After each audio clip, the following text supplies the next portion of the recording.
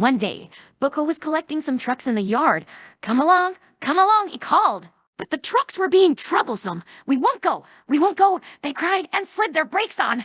BoCo was cross. If you trucks don't come along, we'll be late. He revved his engine loudly, but this didn't scare the trucks. They just giggled and kept their brakes on. BoCo lost patience. That's enough. He boomed and bumped the trucks hard, so hard that one of them fell off the rails. Achie, it wailed. BoCo was embarrassed, but the other trucks were scared. Don't bump us again, BoCo. They shuddered. We'll come along. BoCo was surprised. Soon, the truck had been put back on the rails, and BoCo left for the harbor, with the trucks clanking quietly behind. When he arrived, he saw Edward resting in a siding. Are you all right? He asked. The harbor master said you'd had an accident and were going to be late, but you're right on time. BoCo explained what had happened, and they didn't give me any more trouble. It seems the best way to get trucks in order is a good bump. That's no way to treat trucks, said Edward sternly. Bumping them is rude, and all it does is cause trouble. You need to apologize to those trucks for what you did. But BoCo didn't apologize. Any trouble my bump caused was fixed right away. He thought, if a good bump is what it takes to keep trucks from causing trouble, then I don't see the harm in it. BoCo's trucks whimpered as he shunted them into a siding. What's got you spooked?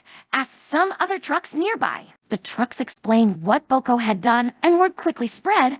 By the end of the day, every truck on the island had heard of the incident. The next day, BoCo arrived at the yard at the big station. All the trucks in the yard fell silent. It's big bad BoCo, they said shakily. BoCo was surprised. As he backed down on his trucks, he could hear them whispering frantically amongst themselves. I hope big bad BoCo doesn't bump us, they quavered. BoCo wanted to say something, but didn't want the trucks to give him any trouble. He stayed quiet as he pulled away. That BoCo thinks he can treat us terribly with no consequences, muttered a truck crossly. I say we pay him out. The other trucks were aghast, but he'll just bump us off the rails. Not if we do it first, replied the truck devilishly, and whispered their plan to the others.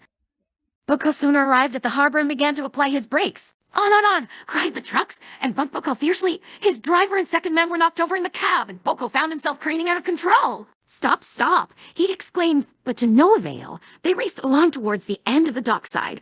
BoCo's driver recovered and applied the brakes, but it was too late. BoCo landed in the water with a splash. Not so big and bad now, are you? Laughed the trucks. You're more like Blub BoCo now. BoCo sighed as the water splashed around him.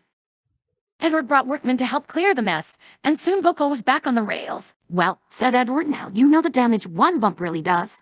BoCo humbly agreed. Once BoCo had been repaired, he apologized to the truck he had derailed. They were surprised at first, but pleased when BoCo promised to never bump any truck that hard again. BoCo never has any problems with trucks now. He is always kind to them, and only bumps them if they severely misbehave. The trucks are very grateful, and are now very friendly towards BoCo. They've even given him the nickname Big-Hearted BoCo.